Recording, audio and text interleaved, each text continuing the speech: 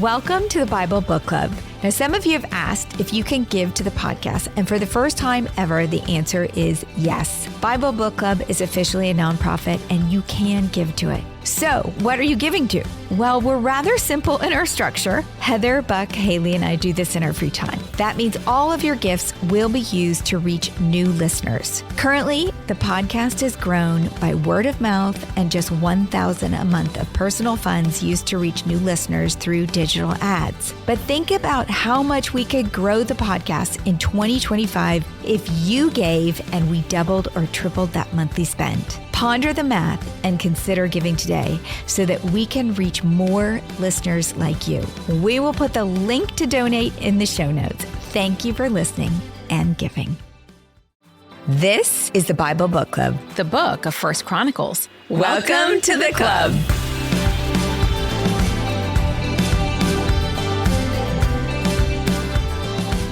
Well, in chapters 21 and 22, the author of First Chronicles documented a crucial leadership error that cost Israel 70,000 lives.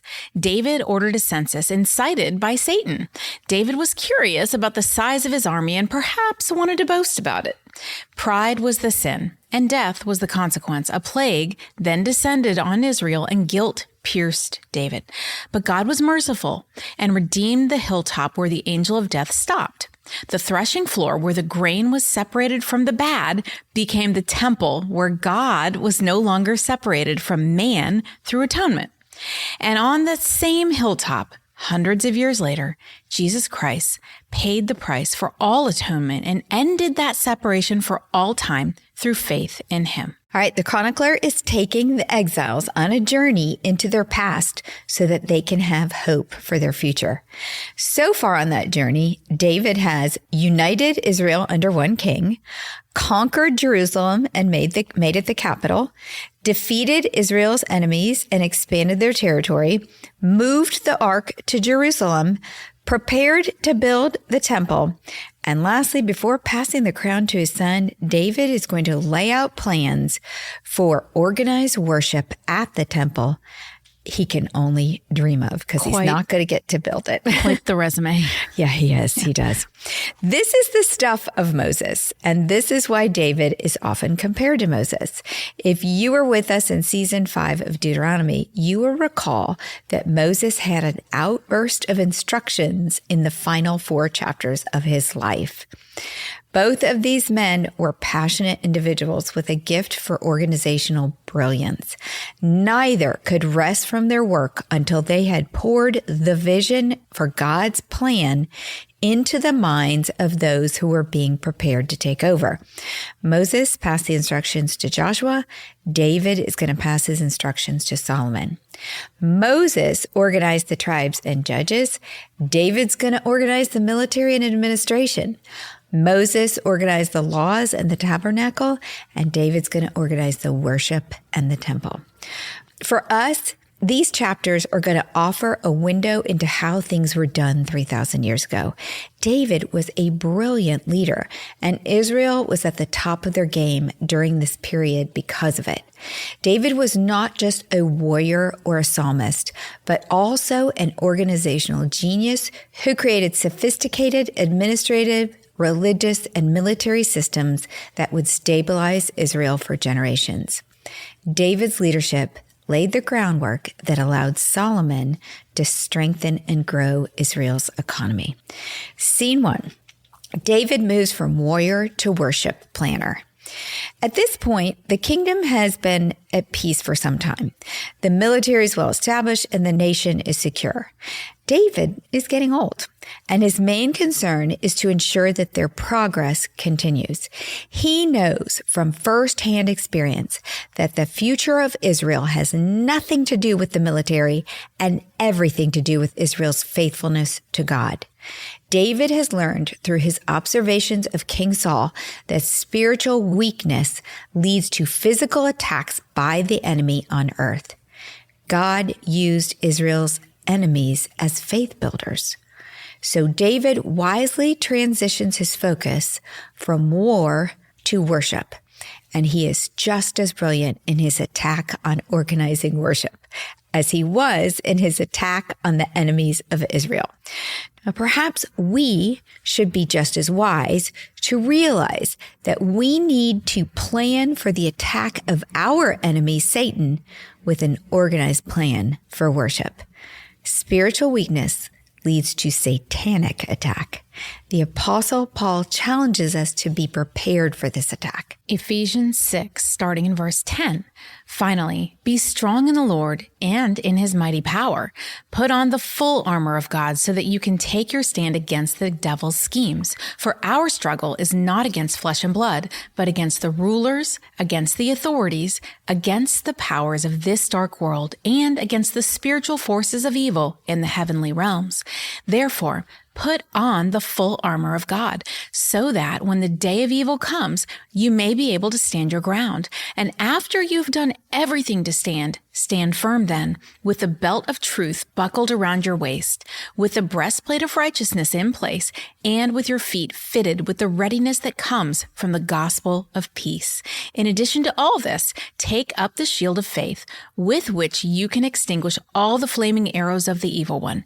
Take the helmet of salvation and the sword of the Spirit, which is the word of God. Paul paints a clear picture that we need a combination of warrior and worship to defeat the enemy, just like David. 1 Chronicles chapter 23. When David was old and full of years, he made his son Solomon king over Israel. He also gathered together all the leaders of Israel, as well as the priests and Levites. The Levites, 30 years old or more, were counted, and the total number of men was 38,000. David said, of these, 24,000 are to be in charge of the work of the temple of the Lord, and 6,000 are to be officials and judges. 4,000 are to be gatekeepers, and 4,000 are to praise the Lord with the musical instruments I have provided for that purpose. The author states that David made Solomon king. This is not a chronological statement. David had not yet given over the kingdom to Solomon, but David had made his intent clear to all that Solomon was God's choice. And it was for Solomon and the administration that David was laying out this succession plan. So David organized the Levites into 4 categories: work of the temple, officials and judges, gatekeepers, and musicians. 38,000 in all. And that is a lot of people and underscores the scale of the temple operations, which would have actually rivaled a very large company today, like Lululemon and American Airlines all have about 38,000 employees. So when you think of that back, like I said, this is kind of a window back into the past. How did he organize that many people? Like, that's huge. There was no email, no way to communicate, no Zoom, no meetings, Slack, no Monday. Meetings. Yeah. All right. Let's start with David's organization of the 3 Levite clans. Verse 6. David separated the Levites into divisions corresponding to the sons of Levi: Gershon, Kohath, and Merari. The Gershonites. Belonging to the Gershonites: Ladan and Shimei, the sons of Ladan; Jehiel, the first; Zetham and Joel, 3 in all. The sons of Shimei: Shelamoth, Haziel, and Haran, 3 in all. These were the heads of the families of Ladan. And the sons of Shimei: Jahath, Ziza, Jeush, and Beriah. These were the sons of Shimei, 4 in all. Jahath was the first, and Ziza the second. But Jeush and Beriah did not have many sons, so they were counted as one family with one assignment. The Kohathites. The sons of Kohath: Amram, Izhar, Hebron, and Uziel, 4 in all. The sons of Amram: Aaron and Moses. Aaron was set apart, he and his descendants forever, to consecrate the most holy things, to offer sacrifices before the Lord, to minister before him, and to pronounce blessings in his name forever. The sons of Moses, the man of God, were counted as part of the tribe of Levi. The sons of Moses: Gershom and Eleazar. The descendants of Gershom: Shubael was the first. The descendants of Eleazar: Rehabiah was the first. Eleazar had no other sons, but the sons of Rehabiah were very numerous. The sons of Izhar: Shelamith was the first. The sons of Hebron: Jeriah the first, Amariah the second, Jehaziel the third, Jekameam the fourth, the sons of Uziel, Micah the first, and Ishiah the second. The Merarites. The sons of Merari, Mahali and Mushi, the sons of Mahali, Eleazar and Kish. Eleazar died without having sons. He only had daughters. Their cousins, the sons of Kish, married them.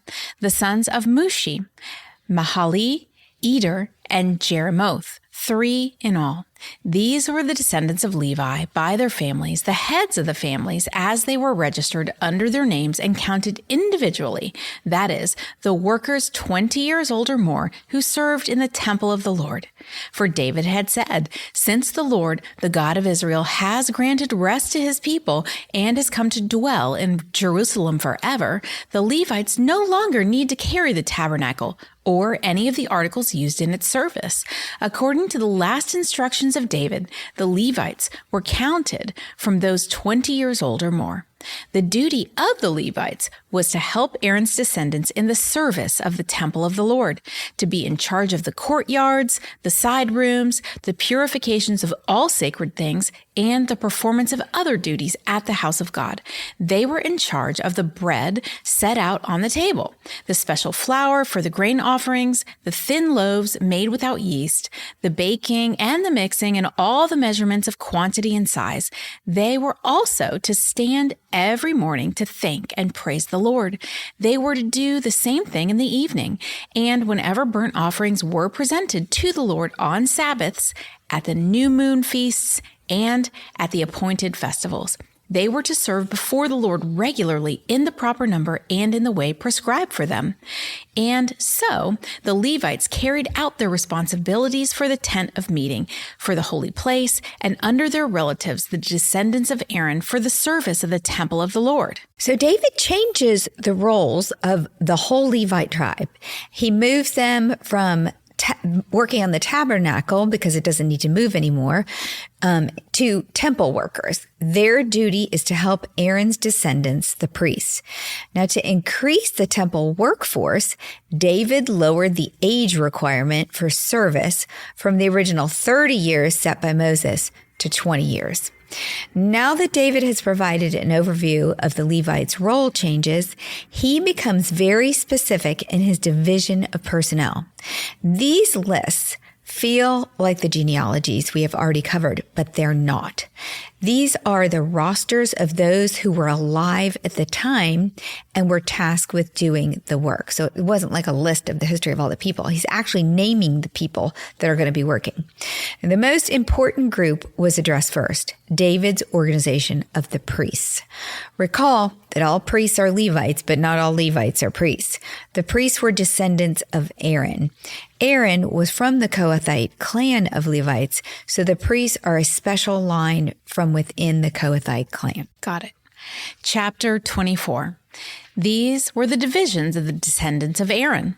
The sons of Aaron were Nadab, Abihu, Eleazar, and Ithamar.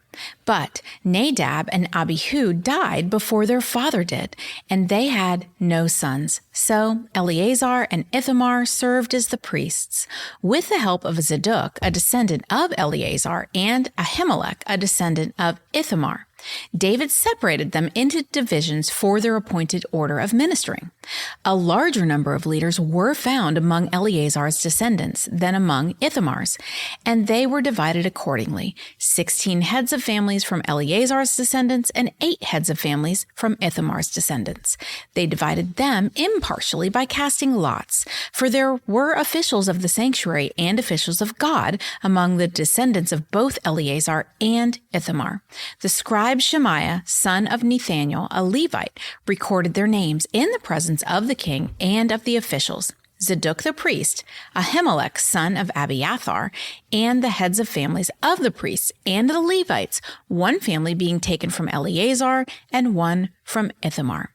The first lot fell to Jehoiarib, the second to Jediah, the third to Harim, the fourth to Seorim, the fifth to Malchijah, the sixth to Mijamin, the seventh to Hakuz, the eighth to Abijah, the ninth to Jeshua, the 10th to Shechaniah, the 11th to Eliashib.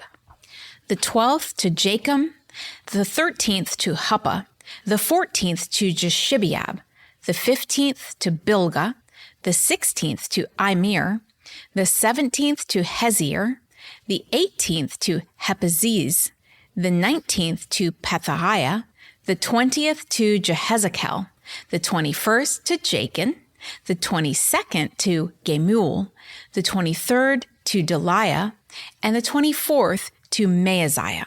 This was their appointed order of ministering when they entered the temple of the Lord, according to the regulations prescribed for them by their ancestor Aaron, as the Lord, the God of Israel, had commanded him. The priests were organized into 24 divisions to serve on a rotation. Note that positions were assigned by casting lots. Casting lots was the ancient Hebrew version of drawing straws or flipping a coin. It was a God-sanctioned way of allowing God to control the outcome. Next is David's organization of the rest of the Levites other than the priests. Verse 20. As for the rest of the descendants of Levi, from the sons of Amram, Sheubbaal, from the sons of Sheubbaal, Jehadiah. As for Rehabiah, from his sons, Ishiah was the first. From the Israelites, Shelomoth. From the sons of Shelomoth, Jahath. The sons of Hebron, Jeriah the first, Amariah the second, Jehaziel the third, and Jachamiam the fourth. The son of Uziel, Micah. From the sons of Micah, Shemir. The brother of Micah, Ishiah. From the sons of Ishiah, Zechariah. The sons of Merari, Mahali, and Mushi, the son of Jaaziah, Beno. The sons of Merari, from Jaaziah, Beno, Shoham, Zakur, and Ibri. From Mahali, Eleazar, who had no sons. From Kish, the son of Kish, Jeremiel. And the sons of Mushi, Mahali, Eder, and Jerimoth. These were the Levites according to their families. They also cast lots, just as their relatives, the descendants of Aaron, did in the presence of King David and Zadok, Ahimelech, and the heads of families of the priests and of the Levites. The families of the oldest brother were treated the same as those of the youngest. Like the priests, the Levites were divided into groups and cast lots for their duties. Next, David's organization of the musicians. Chapter 25. David, together with the commanders of the army, set apart some of the sons of Asaph, Heman, Jeduthun, for the ministry of prophesying, accompanied by harps, lyres, and cymbals. Here is the list of the men who performed this service. From the sons of Asaph, Zakur, Joseph, Nethaniah, and Asarelah. The sons of Asaph were under the supervision of Asaph, who prophesied under the king's supervision. As for Jeduthun, from his sons, Gedaliah, Zeri, Jesaiah, Shimei, Hashabiah, and Mattathiah, 6 in all, under the supervision of their father Jeduthun, who prophesied using the harp in thanking and praising the Lord. As for Heman, from his sons, Bukiah, Mattaniah, Uziel, Shabiel, and Jerimoth, Hananiah, Hanani, Eliathah, Gildalti, and Romati-Ezer, Joshbekashah, Malathi, Hothir, and Mahazioth. All these were the sons of Heman, the king's seer. They were given him through the promises of God to exalt him. God gave Heman 14 sons and 3 daughters. All these men were under the supervision of their father, the music of the temple of the Lord, with cymbals, lyres, and harps for the ministry of the house of God. Asaph, Jeduthun, and Heman were under the supervision of the king. Along with their relatives, all of them trained and skilled in music for the Lord. They numbered 288. Young and old alike, teacher as well as student, cast lots for their duties. The first lot, which was for Asaph, fell to Joseph, his sons and relatives, 12. The second to Gedaliah, him and his relatives and sons, 12. The third to Zakur, his sons and relatives, 12. The fourth to Isri, his sons and relatives, 12. The fifth to Nethaniah, his sons and relatives, 12. The sixth to Bukiah, his sons and relatives, 12. The 7th to Jesarela, his sons and relatives, 12. The 8th to Jeshiah, his sons and relatives, 12. The 9th to Mattaniah, his sons and relatives, 12.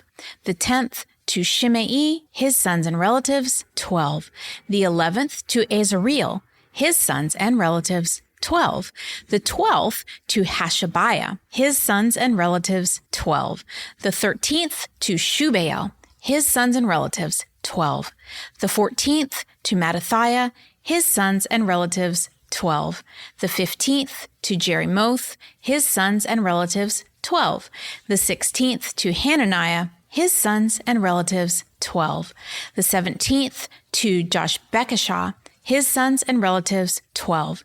The 18th to Hanani, his sons and relatives, 12. The 19th to Maluthi, his sons and relatives, 12. The 20th to Eliathah, his sons and relatives, 12. The 21st to Hothir, his sons and relatives, 12. The 22nd to Gidalti, his sons and relatives, 12. The 23rd to Mahazioth, his sons and relatives, 12. The 24th to Romanti-Ezer, his sons and relatives, 12. So there were 3 different guilds of musicians that were formed by families under the leadership of Asaph, Jeduthun, and Heman. Each had a special area of musical focus. Team Asaph produced and performed music under the order of the king. Team Jeduthun produced and performed music to give thanks and praise to the Lord. And Team Heman produced, performed music to magnify the words of God. I love those 3 areas. The 288 trained musicians, and they were counted, 12, 12, 12, were divided into 24 groups. Next, David's organization of the gatekeepers. 1 Chronicles chapter 26. The divisions of the gatekeepers from the Korahites. Meshelemiah, son of Kori, one of the sons of Asaph. Meshelemiah had sons, Zechariah the firstborn, Jediael the second, Zebediah the third, Jethaniel the fourth, Elam the fifth, Jehohanan the sixth, and Elihoenai the seventh. Obed-Edom also had sons, Shemaiah the firstborn, Jehozabad the second, Joah the third, Sakar the fourth, Nethanel the fifth, Amiel the sixth, Issachar the seventh, and Peluthai the eighth. For God had blessed Obed-Edom. Obed-Edom's son Shemaiah also had sons who were leaders in their father's family because they were very capable men. The sons of Shemaiah, Othni, Rephael, Obed, and Elzabad. His relatives, Elihu and Shemachiah, were also able men. All these were descendants of Obed-Edom. They and their sons and their relatives were capable men, with the strength to do the work. Descendants of Obed-Edom, 62 in all. Meshelemiah had sons and relatives who were able men, 18 in all. Hosah, the Merarite, had sons. Shimri, the first, although he was not the firstborn, his father had appointed him the first. Hilkiah the second, Tabaliah the third, Zechariah the fourth. The sons and relatives of Hosah were 13 in all. These divisions of the gatekeepers, through their leaders, had duties for ministering in the temple of the Lord, just as their relatives had. Lots were cast for each gate, according to their families, young and old alike. The lot for the east gate fell to Shelemiah. Then lots were cast for his son Zechariah, a wise counselor, and the lot for the north gate fell to him. The lot for the south gate fell to Obed-Edom, and the lot for the storehouse fell to his sons. The lots for the west gate and the Shelekith gate on the upper road fell to Shuppim and Husa. Guard was alongside of guard. There were 6 Levites a day on the east, 4 a day on the north, 4 a day on the south, and 2 a time at the storehouse. As for the court to the west, there were 4 at the road and 2 at the court itself. These were the divisions of the gatekeepers who were descendants of Korah and Merari. The gatekeepers are on a well-planned rotation with different families assigned to specific gates. These men were the guardians of holiness, not just for security, but also to guard against idolatrous behavior. In short, they were responsible for the physical and spiritual protection of the temple and the worship that took place there. Next up, David's organization of the treasurers and other officials. Verse 20. Their fellow Levites were in charge of the treasuries of the house of God and the treasuries for the dedicated things. The descendants of Ladan, who were the Gershonites through Ladan, and who were heads of families belonging to Ladan, the Gershonite, were Jehieli, the sons of Jehieli, Zetham, and his brother Joel. They were in charge of the treasuries of the temple of the Lord. From the Amramites, the Izharites, and the Hebronites, and the Uzzielites. Shubael, the descendant of Gershom, son of Moses, was the official in charge of the treasuries. His relatives through Eleazar, Rehabiah, his son, Jeshiah, his son, Joram, his son, Zikri, his son, and Shelomith, his son. Shelomith and his relatives were in charge of all the treasuries for the things dedicated by King David, by the heads of families who were the commanders of thousands and commanders of hundreds, and by the other army commanders. Some of the plunder taken in battle they dedicated for the repair of the temple of the Lord, and everything dedicated by Samuel the seer and by Saul, son of Kish, Abner, son of Ner, and Joab, son of Zeruiah, and all the other dedicated things were in the care of Shelomith and his relatives. From the Israelites, Kenaniah and his sons were assigned duties away from the temple as officials and judges over Israel. From the Hebronites, Hashabiah and his relatives, 1,700 able men, were responsible in Israel west of the Jordan for all the work of the Lord and for the king's service. As for the Hebronites, Jeriah was their chief according to the genealogical records of their families. In the 40th year of David's reign, a search was made in the records, and capable men among the Hebronites were found at Jazer in Gilead. Jeriah had 2,700 relatives who were able men and heads of families, and King David put them in charge of the Reubenites, the Gadites, and the half-tribe of Manasseh for every matter pertaining to God and for the affairs of the king. So David appointed some Levites to serve as treasurers and others to act as administrators or judges throughout Israel, not just in Jerusalem. All right, David's organization of the military. Chapter 27. This is the list of the Israelites, heads of families, commanders of thousands and commanders of hundreds, and their officers who served the king in all that concerned the army divisions that were on duty month by month throughout the year. Each division consisted of 24,000 men. In charge of the first division for the first month was Jeshabeam, son of Zabdiel. There were 24,000 men in his division. He was a descendant of Perez and chief of all the army officers for the first month. In charge of the division for the second month was Dadai the Ahohite. Mikloth was the leader of his division. There were 24,000 men in his division. The third army commander for the third month was Benaiah, son of Jehoiada the priest. He was chief, and there were 24,000 men in his division. This was the Benaiah who was a mighty warrior among the 30 and was over the 30. His son, Ammizabad, was in charge of his division. The fourth for the fourth month was Asahel, the brother of Joab. His son, Zebediah, was his successor. There were 24,000 men in his division.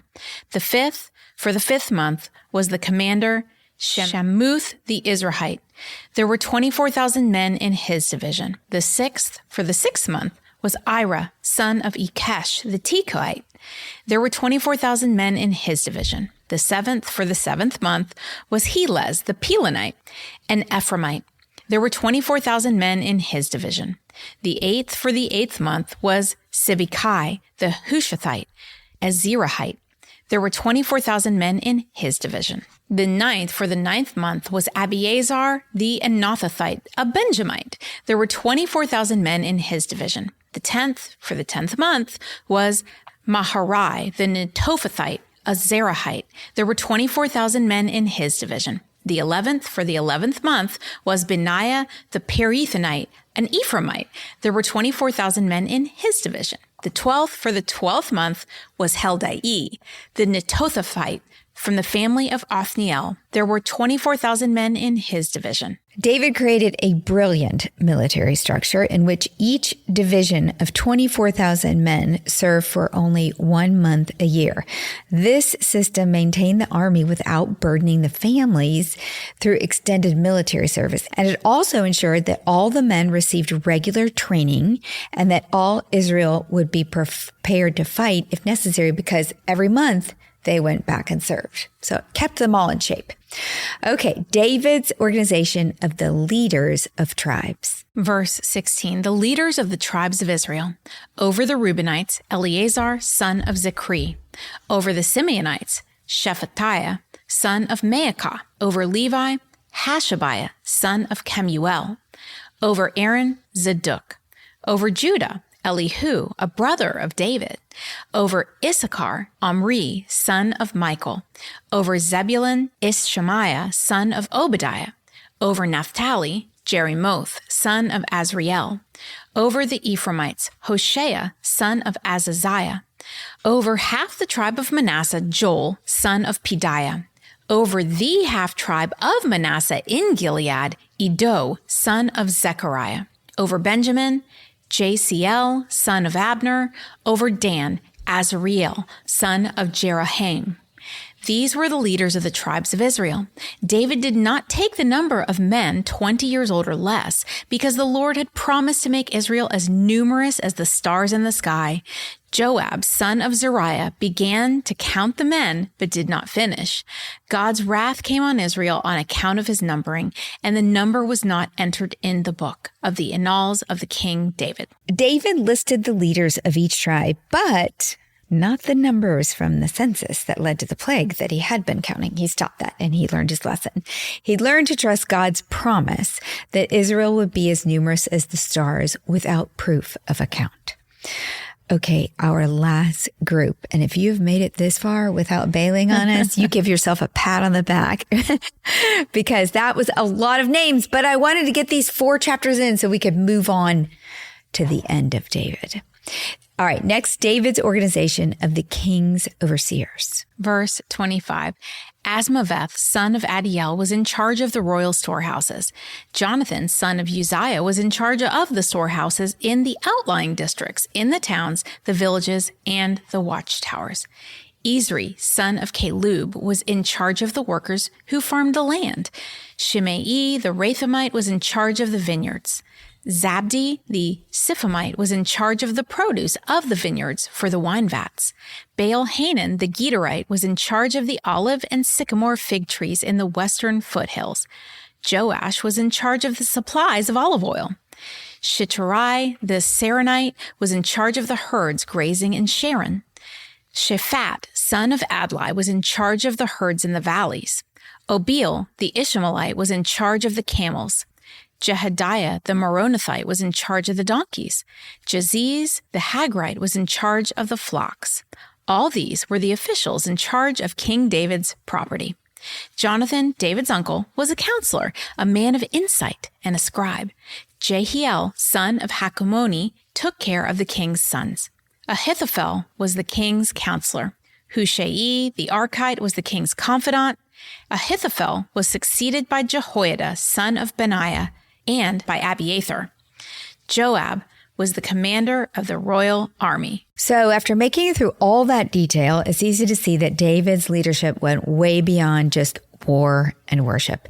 He organized everything, down even to who's going to take care of his land. There was hierarchy in every single thing he organized of men. So the Israelites were living in the land of milk and honey, the promised land, during a very prosperous time. The kingdom was thriving, and this team of administrators was responsible for its safety and economic growth. But the promise of the promised land was not a guarantee without Israel's faithfulness. And in our next episode, the last of season 13, Israel's most faithful leader will pass the crown to his son with some famous final words.